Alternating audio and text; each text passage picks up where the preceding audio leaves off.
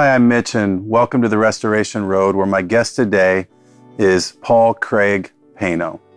I've known Paul almost all my adult life, and when you grow up in a family of multi-generational pastors, the culture is unique, and you feel as though that's your calling and that's what you're going to do.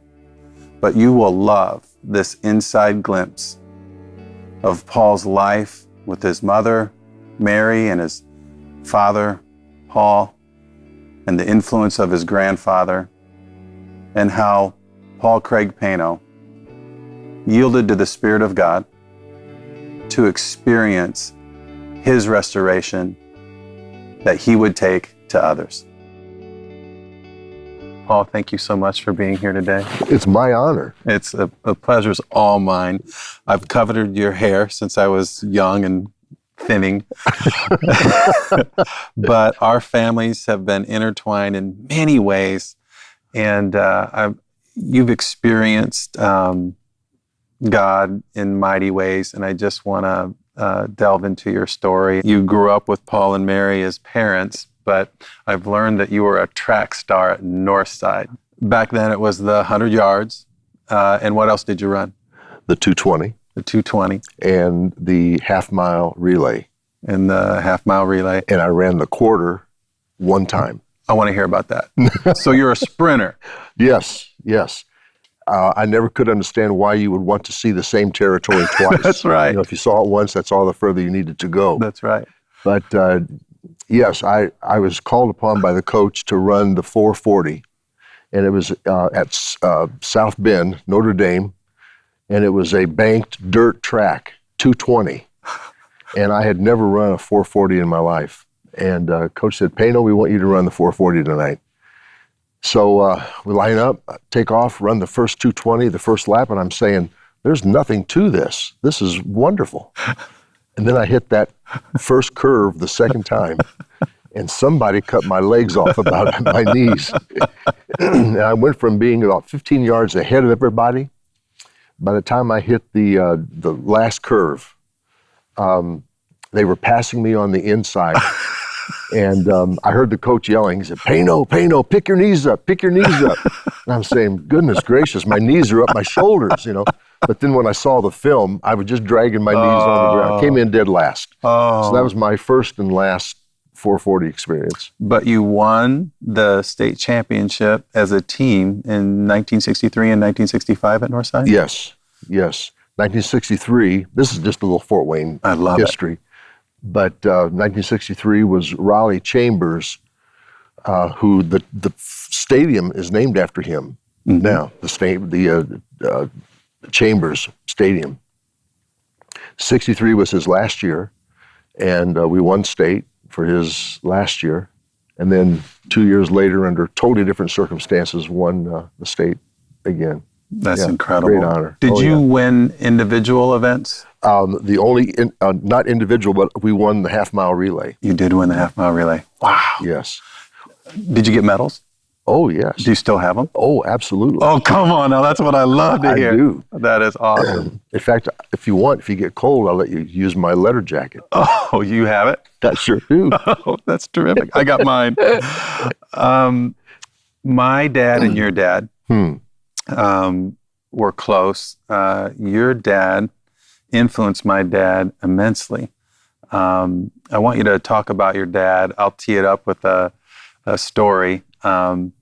My dad was in a group with your dad, Paul, and they were praying for a local radio station. I think they wanted the FM signal and they had the AM signal or vice versa. And it played Christian programming, but other things covered local sports events and things like that. And your dad stops in the prayer and he says, stop. And everybody looks up. He says, Dean, to my dad, he said, the Holy Spirit's told me that God's going to provide the answer through you. My dad's response to your dad was, Paul, why are you doing this to me? And one day, Dad said he's sitting at his desk and a local businessman walked in and he starts asking some questions and Dad's just having a conversation with him, and he's also like writing something at the same time, and he starts asking about a radio station. Dad hasn't putting it together. He starts asking a little more about the radio station. Dad's still writing, hasn't put it together, and then he starts saying, aren't they looking for a new signal? And Dad said, yeah, and he says, well, how much money do they need?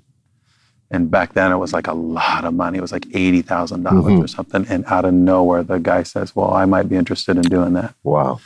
And there are just time after time. There was another time where your dad called my dad and said, Dean, I don't know what it is, but I was praying. And he said, God made it clear to me that you're going to be offered something that's not right, to do something that's wrong, and you're going to know the difference, and you need to choose what's right.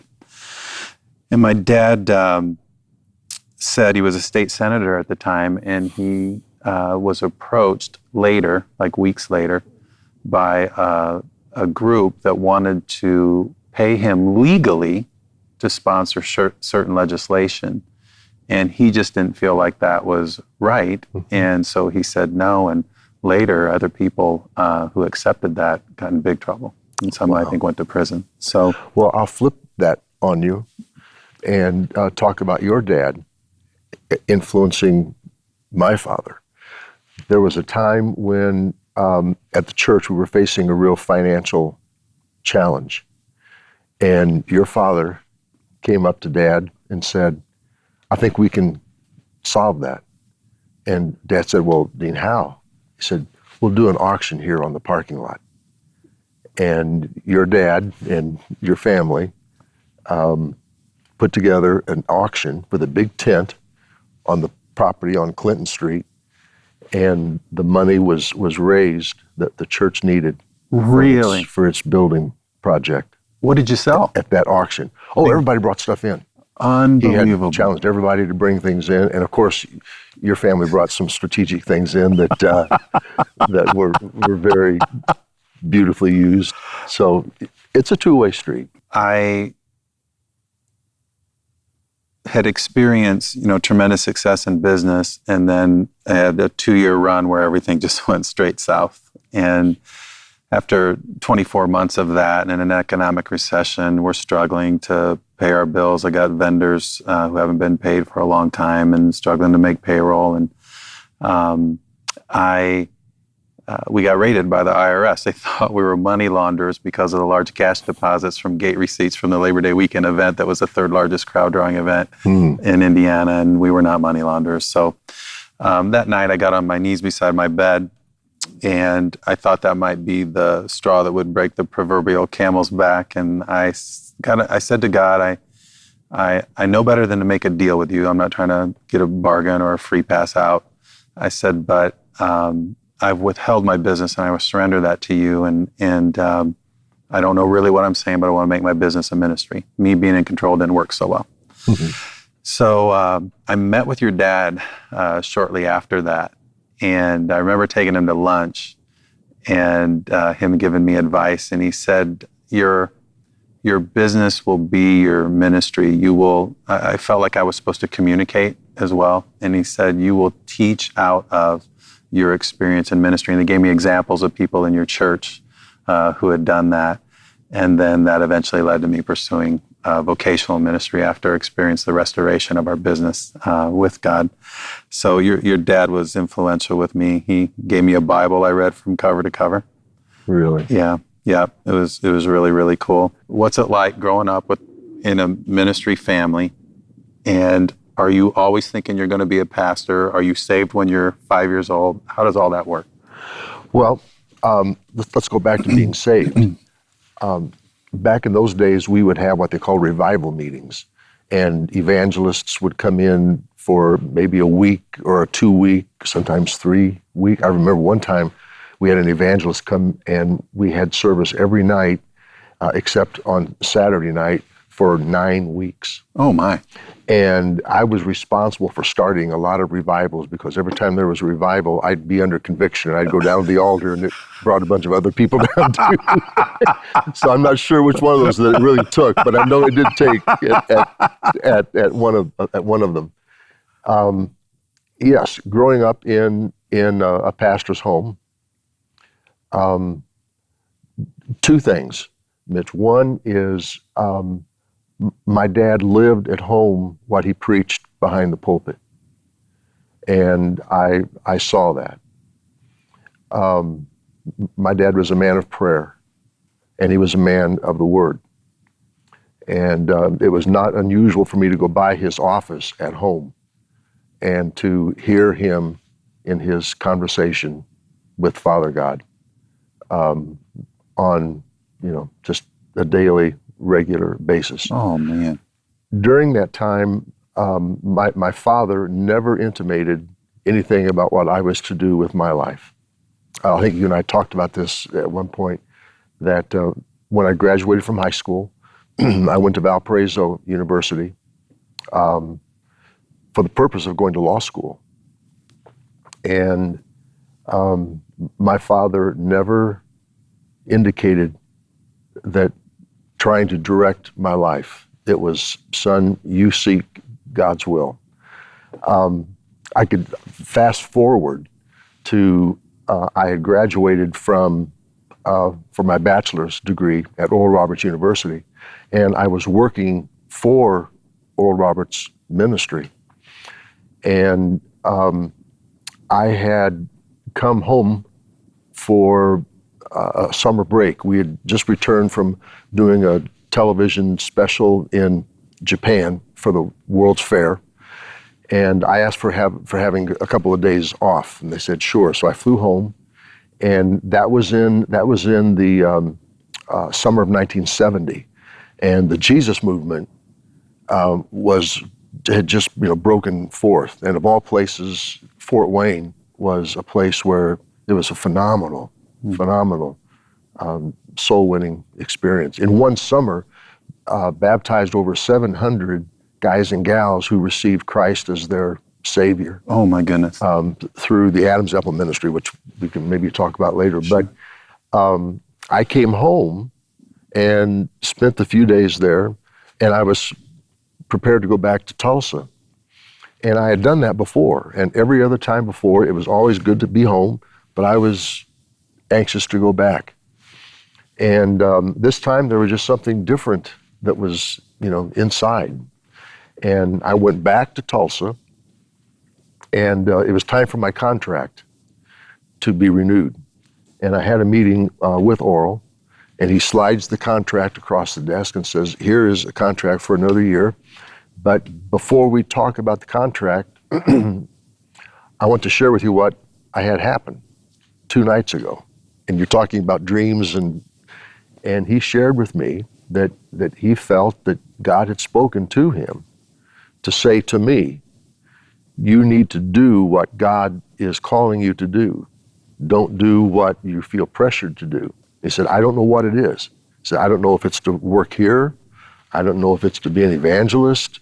I don't know if it's to go pastor a church, or if it's to go be with your father in his ministry. But whatever it is, you need to do that.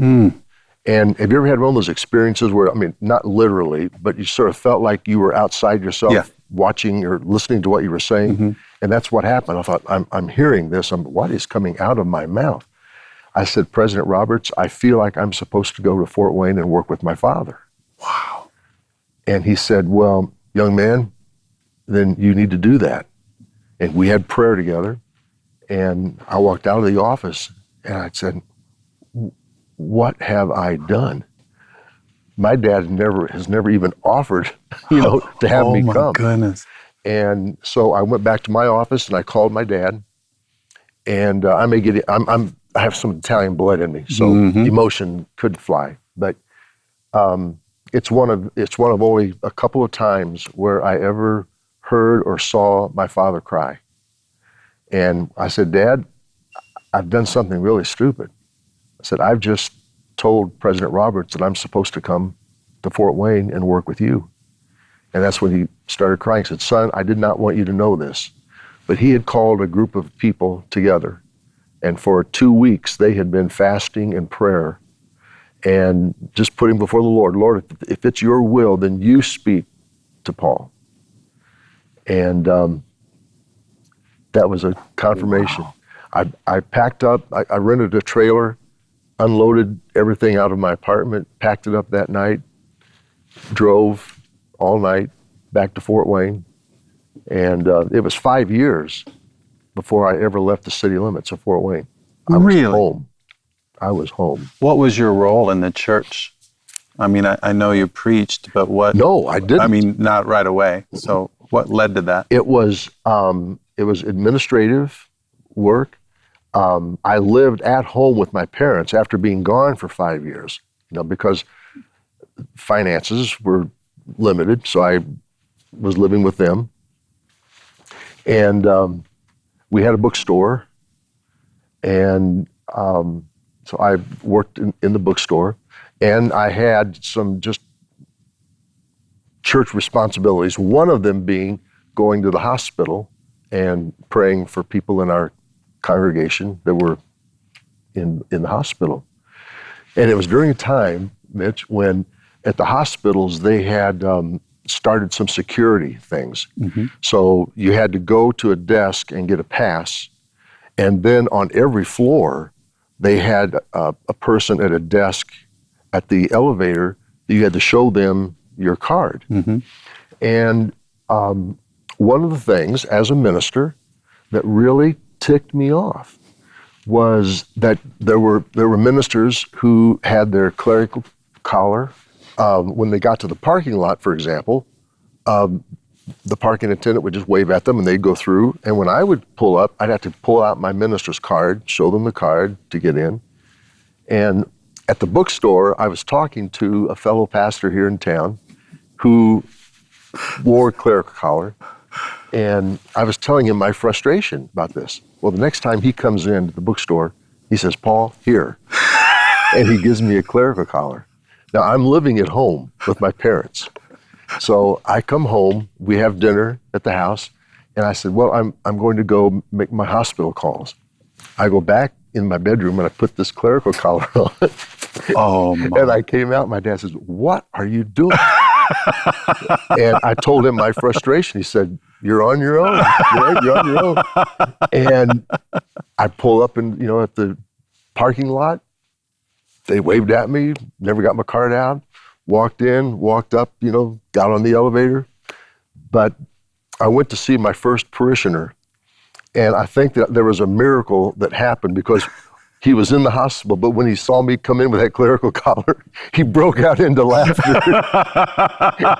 And I think it brought joy to his heart. But you know what, Mitch? The lesson I learned from that, when you have that clerical collar on, everybody knows who you are and how you're supposed to act and how you're supposed to respond. Mm.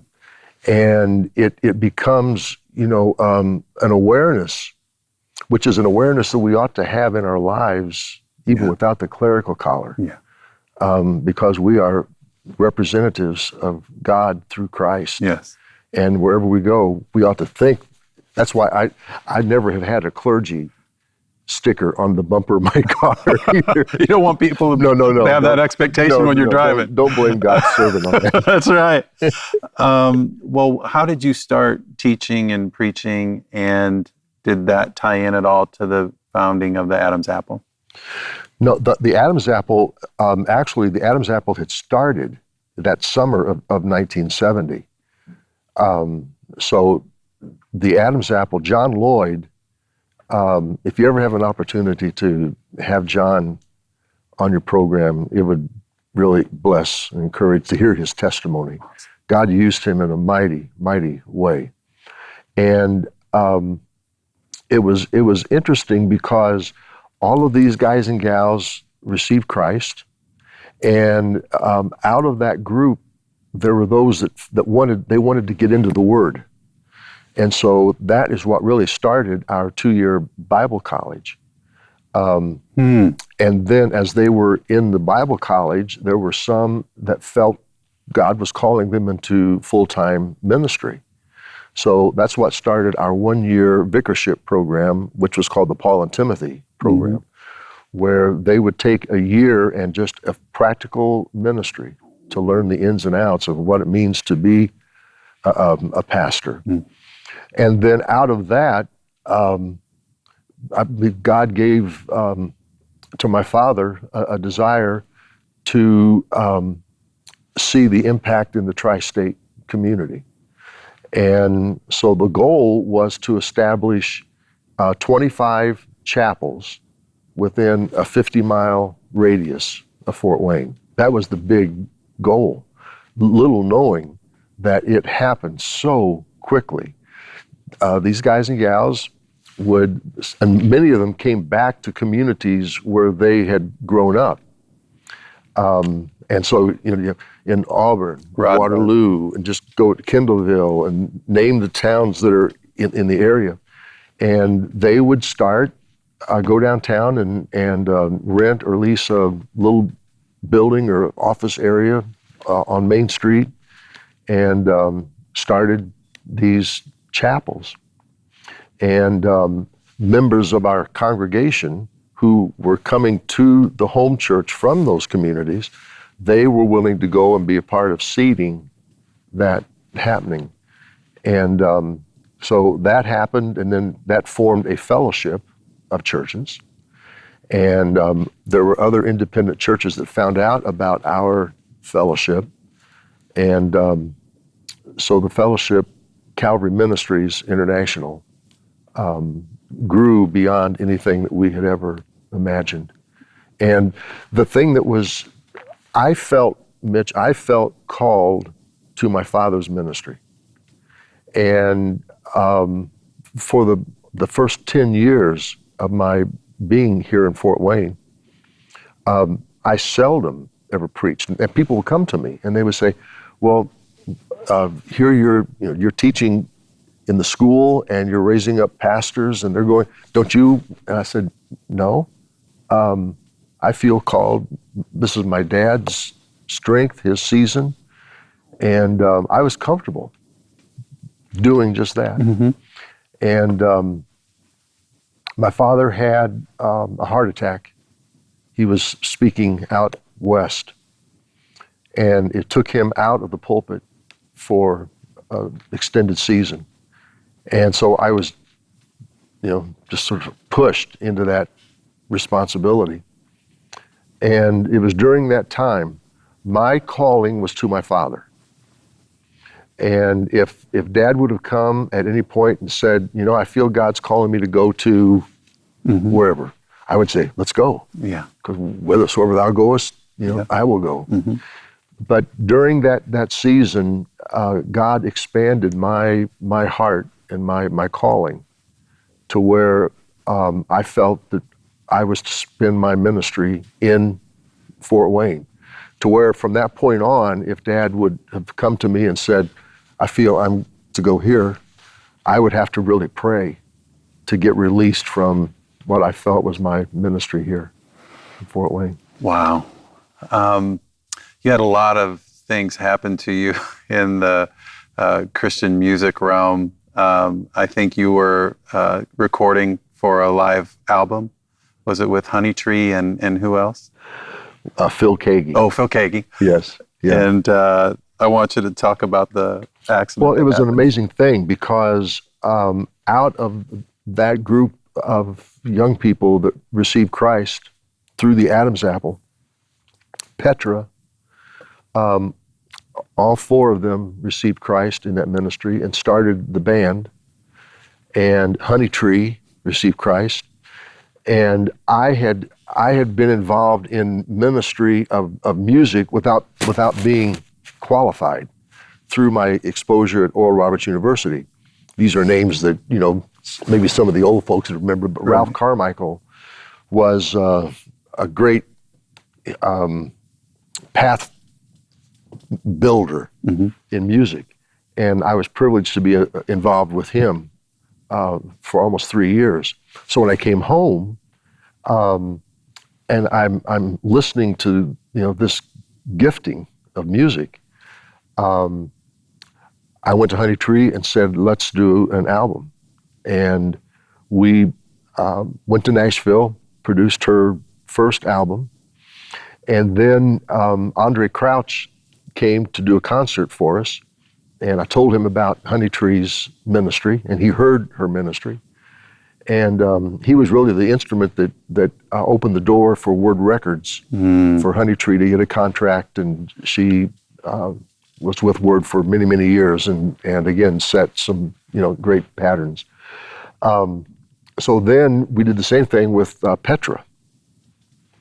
So there came a time when we had an idea about doing a live album, and with Phil Kagi. So we leased a truck to come up from Nashville to do the recording, and we set 3 cities to do so we could take the best out of the 3. And it was Honey Tree, and then a set with Phil, and then they would do some stuff together. But we needed a break for resetting the stage, and Mike Warnke, who he has a sense of humor, I believe a gift of humor.